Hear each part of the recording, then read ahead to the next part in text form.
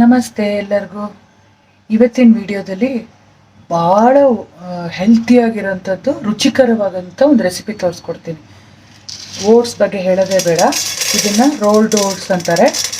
ನಿಮಗೆ ಆಲ್ರೆಡಿ ಹಳೆ ವೀಡಿಯೋಸಲ್ಲೆಲ್ಲ ಹೇಳಿದ್ದೀನಿ. ಓಟ್ಸಲ್ಲಿ 3-4 ಥರ ಇದೆ. Rolled oats, plain oats, steel cut oats, ಆ ಥರ ಯಾವ ಬ್ರ್ಯಾಂಡ್ ಆದರೂ ತೊಗೋಬೋದು ನೀವು. ಇದನ್ನು ನಾನು ಇವತ್ತು ರೋಲ್ಡ್ ಓಟ್ಸಿಂದ ಮಾಡ್ತಾಯಿದ್ದೀನಿ ರೆಸಿಪಿನ. ನೋಡಿ ಎಷ್ಟು ಪದಾರ್ಥ ಹಾಕ್ತೀನಿ ಅಂತ ನೀವೇ ನೋಡಿ, ಎಷ್ಟು ಆರೋಗ್ಯವಾಗಿರುತ್ತೆ ಅಂತಲೂ ಕೂಡ ಗಮನಿಸಿ. ನೋಡಿ, ರೋಲ್ಡ್ ಓಟ್ಸ್ಗೆ ಅಳತೆ ಇಲ್ಲ, ಎಷ್ಟು ಬೇಕಾದ್ರೂ ತೊಗೋಬೋದು. ಒಂದು 3-4 ಟೇಬಲ್ ಸ್ಪೂನಷ್ಟು ಮೊಸರು ಹಾಕ್ಬಿಟ್ಟು ಇದನ್ನು ಸ್ವಲ್ಪ ಕಲಸಿ ಇಟ್ಬಿಡೋಣ. ಇದು ನೆನೆಯಷ್ಟೊತ್ತಲ್ಲಿ ನಾವು ಇದಕ್ಕೆ ಹಾಕೋಂಥ ತರಕಾರಿಗಳನ್ನೆಲ್ಲ ಹೆಚ್ಕೋತೀನಿ. ನಾನು ಇವತ್ತು ಏನೇನು ತರಕಾರಿ ಹಾಕ್ತಾಯಿದ್ದೀನಿ ಅಂದರೆ ಬೀಟ್ರೂಟು, ಕ್ಯಾರೆಟು, ಬೀನ್ಸು, ಕ್ಯಾಪ್ಸಿಕಮ್ಮು, ಸಬ್ಬಕ್ಕಿ ಸೊಪ್ಪು, ಕೊತ್ತಂಬರಿ ಸೊಪ್ಪು, ಹಸಿಮೆಣಸಿನ್ಕಾಯಿ ಎಲ್ಲ ಹಾಕ್ತಾಯಿದ್ದೀನಿ. ತುಂಬ ನ್ಯೂಟ್ರಿಷಿಯಸ್ ಆದಂಥ ರೆಸಿಪಿ ಇದು. ಮಕ್ಳಿಗಂತೂ ಮಾಡಿಕೊಟ್ರೆ ಭಾಳ ಇಷ್ಟಪಡ್ತಾರೆ ಮತ್ತು ಹೆಲ್ತಿಯಾಗಿ ಕೂಡ ಇರುತ್ತೆ. ನೋಡಿ, ಈ ಥರ ಕಲಸಿಟ್ಟಿದ್ದೀನಿ. ಇನ್ನೇನಿಲ್ಲ, ಅಷ್ಟೊತ್ತಲ್ಲಿ ನಾನು ತರಕಾರಿ ಹೆಚ್ಕೊಂಬರ್ತೀನಿ. ನೋಡಿ, 10 ನಿಮಿಷ ಆಗಿದೆ. ನಾನು ಅಷ್ಟೊತ್ತಲ್ಲಿ ಎಲ್ಲ ರೆಡಿ ಮಾಡ್ಕೊಂಡು ಬಂದಿದ್ದೀನಿ. ನೋಡಿ ಎಷ್ಟು ಕಲರ್ಫುಲ್ಲಾಗಿದೆ, ನೀವೇ ನೋಡಿ. ಇದಕ್ಕೆ ಸ್ವಲ್ಪ ಪೇಷನ್ಸ್ ಆಗಿ ಮಾಡ್ಕೋಬೇಕು ಅಷ್ಟೇ. ಬೀನ್ಸನ್ನು ತುಂಬ ಸಣ್ಣದಾಗಿ ಹೆಚ್ಕೊಳ್ಳಿ, ಯಾಕಂದರೆ ನಾವು ಇದನ್ನು ಶಾಲೋ ಫ್ರೈ ಮಾಡ್ತೀವಿ. Rolled oats cutlet shallow fry ಮಾಡೋದ್ರಿಂದ ಎಷ್ಟು ಸಣ್ಣ ಸಾಧ್ಯನೋ ಅಷ್ಟು ಸಣ್ಣಕ್ಕೆ ಹೆಚ್ಕೊಳ್ಳಿ, ಸೊ ದಟ್ ಈಸಿಯಾಗಿ ಬೇಯುತ್ತೆ ಅಷ್ಟೇ, ಇನ್ನೇನಿಲ್ಲ. ಕ್ಯಾರೆಟನ್ನು ತುರ್ಕೊಂಡು ಬಂದಿದ್ದೀನಿ.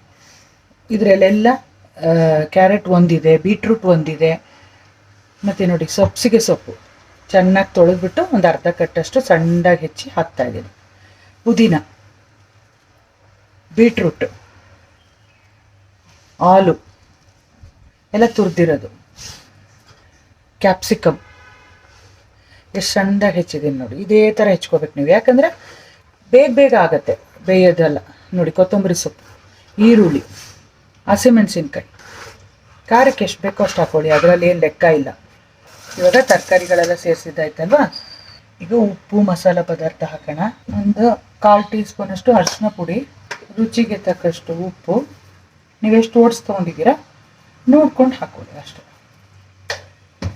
ಆಮೇಲೆ 1 ಟೀ ಸ್ಪೂನಷ್ಟು ಗರಂ ಮಸಾಲ ಪುಡಿ ಕಲಸಿಡೋಣ. ಈಗ ಉಪ್ಪು ಹಾಕಿದ್ಮೇಲೆ ನೀರು ಬಿಡುತ್ತೆ, ಈರುಳ್ಳಿಲಿ ಸ್ವಲ್ಪ ನೀರಿನ ಅಂಶ ಬರುತ್ತೆ. ಸೊ ಅದಕ್ಕೆ ಸ್ವಲ್ಪ ಓಟ್ಸ್ಗೆ ಮೊಸರು ಹಾಕಿ ಮೊದಲೇ ಕಲಸಿದ್ದೀವಿ. ಸೊ ಹಾಗಾಗಿ ಎಲ್ಲ ಹೊಂದ್ಕೊಂಡು ಸ್ವಲ್ಪ ಅಮ್ಕಿ ಕಲಿಸ್ಕೊಡ್ಬೇಕು. ಈ ಓಟ್ಸ್ ಎಲ್ಲ ಸ್ವಲ್ಪ ಮೆತ್ತಗಾಗಬೇಕು. ನೀವೇ ನೋಡ್ತಾ ಇದ್ದೀರಾ ಅಲ್ವಾ, ಎಷ್ಟು ಕಲರ್ಫುಲ್ಲಾಗಿ ಕಾಣಿಸ್ತಾ ಇದೆ. ಕಾಣಿಸೋದು ಒಂದೇ ಅಲ್ಲ, ಎಷ್ಟು ಆರೋಗ್ಯವಾಗಿರುತ್ತೆ ಓಟ್ಸ್. ಈ ವೆಯ್ಟ್ ಲಾಸ್ ಮಾಡಬೇಕು ಅಂದವ್ರಿಗೆ, ಡಯಾಬಿಟಿಕ್ ಇರೋರು, ಹೆಲ್ತ್ ಕಾನ್ಷಿಯಸ್ ಇರೋರು ಆವಾಗವಾಗ ಈ ಥರ ಓಟ್ಸಲ್ಲಿ ತರಕಾರಿಗಳನ್ನ ಬಳಸ್ಕೊಂಡು ನೋಡಿ, ಎರಡೂ ಸೇರಿದಂಗೆ ಆಗುತ್ತೆ. ತರಕಾರಿಗಳು ತಿನ್ನದೇ ಇರೋರು ಕೂಡ ಈ ಥರ ರುಚಿಯಾಗಿ ಮಾಡಿಕೊಟ್ರೆ ತಿಂತಾರೆ. ಕೆಲವರು ಭಾಳ ಚೂಸಿಯಾಗಿರ್ತಾರೆ, ಈ ತರಕಾರಿ ಬೇಡ, ಅದು ಬೇಡ, ಇದು ಬೇಡ ಅಂತ. ಅಂಥವ್ರಿಗೆ ಇದರೆಲ್ಲ ಮಾಡಿಕೊಟ್ರೆ ಟೇಸ್ಟಿಂದ ಅವ್ರಿಗೆ ಗೊತ್ತಾಗಲ್ಲ ಯಾವ ತರಕಾರಿ ಬಳಸಿದ್ದೀವಿ ಅಂತ. ಅಷ್ಟು ರುಚಿಯಾಗಿರುತ್ತೆ ಇದು, ಮತ್ತು ಕಲರ್ಫುಲ್ಲಾಗೂ ಇರುತ್ತೆ, ಅಟ್ರಾಕ್ಟಿವ್ ಆಗಿರುತ್ತೆ ಮಕ್ಳಿಗಂತೂ ತಿನ್ನೋದಕ್ಕೆ. ಅಂದರೆ ಏನಂದರೆ ಇದರಲ್ಲಿ ಸ್ವಲ್ಪ ಪೇಷನ್ಸ್ ಬೇಕಷ್ಟೆ. ಎಲ್ಲನೂ ಹೆಚ್ಕೊಳ್ಳೋಕ್ಕೆ ಯಾರು ಟೈಮ್ ಕೊಡ್ತಾರಲ್ಲ ಅಂಥವ್ರಿಗೆ ಇದೆಲ್ಲ ಮಾಡ್ಕೋಬೇಕು. ಕೆಲವರು ಹೋಗಿ ಯಾರು ಹೆಚ್ತಾರೆ ಅಂತ ಬಿಟ್ಬಿಡ್ತಾರೆ. ಅದು ಸಣ್ಣದಾಗಿ ಹೆಚ್ಚಬೇಕು, ದಪ್ಪಕ್ಕೆ ಹೆಚ್ಚಿಬಿಟ್ರೆ ನಿಮ್ಗೆ ಅದು ಬೇಯೋದಿಲ್ಲ.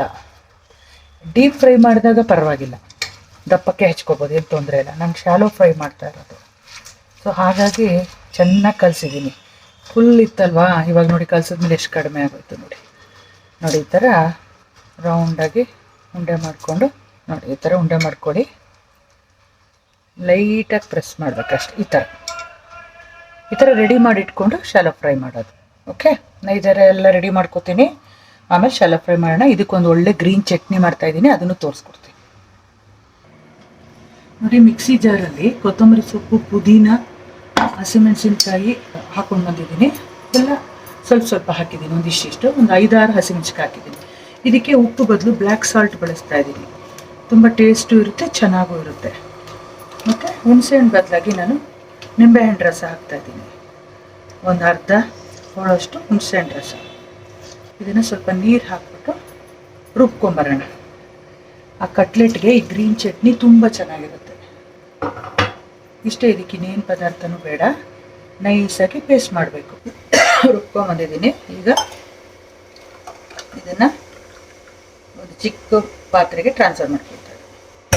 ಇನ್ನು ಸ್ವಲ್ಪ ಗಟ್ಟಿಗೆ ರುಬ್ಬೇಕಿತ್ತು, ಕೈ ತಪ್ಪಿ ಒಂಚೂರು ನೀರು ಜಾಸ್ತಿ ಹಾಕ್ಬಿಟ್ಟಿದ್ದೀನಿ. ನೀವು ಅಷ್ಟೊಂದು ಹಾಕಬೇಡಿ, ಸ್ವಲ್ಪನೇ ಹಾಕ್ಕೊಳ್ಳಿ. ಬಟ್ ಹಾಕಿದ್ಮೇಲೆ ಏನೂ ಮಾಡೋಕ್ಕಾಗಲ್ಲ, ಸೊ ಹಾಗೆ ನಿಮಗೆ ತೋರಿಸ್ತಾ ಇದ್ದೀನಿ. ಬಟ್ ಇಷ್ಟೊಂದು ನೀರಾಗಿ ಮಾಡಬೇಡಿ, ಸ್ವಲ್ಪ ಗಟ್ಟಿ ಇರಬೇಕಷ್ಟೆ. ನಾನು ಹಿಂಗೆ ಬಗ್ಗಿಸ್ತಾ ಇರ್ಬೇಕಾದ್ರೆ ಒಂಚೂರು ಕೈ ತಪ್ಪಿ ಜಾಸ್ತಿ ಬಿದ್ದುಬಿಡ್ತು. ಓಕೆ ಫ್ರೆಂಡ್ಸ್, ಈಗ ಕಟ್ಲೆಟ್ ಮಾಡೋಣ. ನೋಡಿ, ಎಲ್ಲ ಈ ಥರ ರೆಡಿ ಮಾಡಿ ಇಟ್ಕೊಂಡಿದ್ದೀನಿ. ಈಗ ಶಾಲೋ ಫ್ರೈ ಮಾಡಬೇಕು. ಡೀಪ್ ಫ್ರೈಗಾದ್ರೆ ಜಾಸ್ತಿ ಎಣ್ಣೆ ಹಾಕಬೇಕು, ಶಾಲೋ ಫ್ರೈಗೆ ಸ್ವಲ್ಪ ಅಷ್ಟೇ. ಇವಾಗ 1 ಸೌಟು ಎಣ್ಣೆ ಹಾಕಿದ್ದೀನಿ.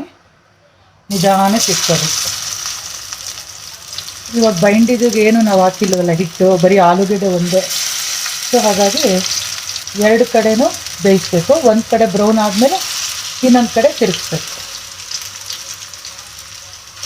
ನೋಡಿ, ಇದಕ್ಕೆ 6 ಇಡ್ಸಿದೆ, 6 ಹಾಕಿದ್ದೀನಿ. ಮತ್ತೆ ಮಾಡ್ಕೋತಾ ಇರಬೇಕು. ಇದು ಒಂದು ಬ್ಯಾಚ್ ಆದಮೇಲೆ ಇನ್ನೊಂದು ಬ್ಯಾಚ್ ಕೆಂಪಾಗಿ ರೋಸ್ಟ್ ಆಗಬೇಕು. ಒಂದು ಕಡೆ ಸ್ವಲ್ಪ ಬೆಂದಿದೆ, ಈಗ ಇನ್ನೊಂದು ಕಡೆ ತಿರುಗಿಸಿ ಹಾಕೊಳ್ಳೋಣ. ನಿಧಾನಕ್ಕೆ ಮಾಡಬೇಕಿದು, ಸ್ವಲ್ಪ ಬೇಯೋವರೆಗೂ ಅಷ್ಟೆ. ನೋಡಿ, ತೆಗೆದ್ಬಿಟ್ಟು ರಿವರ್ಸ್.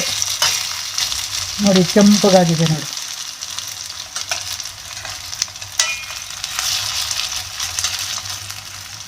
ಎರಡು ಕಡೆ ಬೆಂದಮೇಲೆ ಹೊಡೆಯಲ್ಲ, ಇದೊಂದು ಹೊಡೆದೋಯ್ತು ತಿರುಗಿಸ್ಬೇಕಾರೆ. ಈಗ 2 ಕಡೆ ಬೆಂದರೆ ಸೂಪರಾದ ರೋಲ್ಡ್ ಓಟ್ಸ್ ಕಟ್ಲೆಟ್ಟು ತರಕಾರಿಗಳೆಲ್ಲ ಹಾಕಿ ರೆಡಿ ಆಗುತ್ತೆ. ಈ ಥರ 3-4 ಬ್ಯಾಚಲ್ಲಿ ಮಾಡ್ಕೋಬೇಕು. ನಾವು ಎಷ್ಟು ಕಲಿಸಿರ್ತೀವೋ ಅದ್ರ ಮೇಲೆ ಡಿಪೆಂಡ್ ಆಗುತ್ತೆ. ಇವಾಗ ಇನ್ನೊಂದು ಕಡೆ ಕೂಡ ಚೆನ್ನಾಗಿ ಬೇಯಲಿ. ನೋಡಿ, ಇದಾಗಿದೆ, ಚೆನ್ನಾಗಿ ಬೆಂದಿದೆ 2 ಕಡೆನೂ. ಈಗ ಒಂದು ಪ್ಲೇಟಿಗೆ ತೆಕ್ಕೊಂಬಿಡೋಣ. ಸೂಪರಾದ ರೋಲ್ಡ್ ಓಟ್ಸ್ ತರಕಾರಿಗಳೆಲ್ಲ ಹಾಕಿ ಕಟ್ಲೆಟ್ ರೆಡಿಯಾಗಿದೆ. ಎಷ್ಟು ಸುಲಭವಾಗಿ ತೋರಿಸ್ಕೊಟ್ಟಿದ್ದೀನಿ ಅಂತ ನಾನು ಅಂದ್ಕೊಂಡಿದ್ದೀನಿ. ಯಾವ ತರಕಾರಿನಾದರೂ ಹಾಕೋಬೋದು, ಯಾವ ಸೊಪ್ಪಾದರೂ ಹಾಕೋಬೋದು. ನಾನಿಲ್ಲಿ ಸಬ್ಬಕ್ಕೆ ಸೊಪ್ಪು ಹಾಕಿದ್ದೀನಲ್ವಾ, ಭಾಳ ಟೇಸ್ಟ್ ಇರುತ್ತೆ ಮತ್ತು ತುಂಬ ಹೆಲ್ತಿ ಕೂಡ. ನೀವು ಎಲ್ಲ ಥರದ ಸೊಪ್ಪುಗಳನ್ನೂ ಬಳಸ್ಕೊಂಡು ಮೆಂತ್ಯ ಸೊಪ್ಪು ಹಾಕ್ಕೊಳ್ಳಿ, ಸಬ್ಸಿಗೆ ಸೊಪ್ಪು, ದಂಟಿನ ಸೊಪ್ಪು ಎಲ್ಲ ಸಣ್ಣದಾಗಿ ಹೆಚ್ಚಬೇಕು ಅಷ್ಟೇ. ಹಾಕ್ಬಿಟ್ಟು ಓಟ್ಸ್ ಜೊತೆಗೆ ಮಿಕ್ಸ್ ಮಾಡಿ ಈ ಥರ ಮಾಡ್ಕೊಳ್ಳಿ ಬ್ರೇಕ್ಫಾಸ್ಟ್ಗೆ. ತುಂಬ ಚೆನ್ನಾಗಿರುತ್ತೆ. ನಿಮಗೆಲ್ಲ ಈ ರೆಸಿಪಿ ಇಷ್ಟ ಆಗಿದೆ ಅಂದ್ಕೊಂಡಿದ್ದೀನಿ. ಮತ್ತೆ ಬೇರೆ ಸುಲಭವಾದ ರೆಸಿಪಿಲಿ ಬೇರೆ ವಿಡಿಯೋದಲ್ಲಿ ಸಿಗ್ತೀನಿ. ಆರೋಗ್ಯವಾಗಿರೋಣ, ಆರೋಗ್ಯವಾಗಿ ತಿನ್ನೋಣ friends. Take care, bye, see you.